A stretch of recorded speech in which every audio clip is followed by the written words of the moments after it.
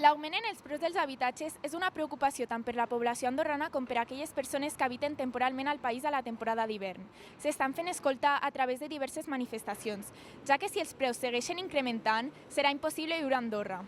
Els preus dels habitatges incrementen cada cop més, suposant un neguit entre la població andorrana, que no es pot permetre una vivenda digna i pròpia a un preu assequible. Perquè no tinc una vivenda meva i és evident que n'hi ha una limitació de vivenda y muy cara.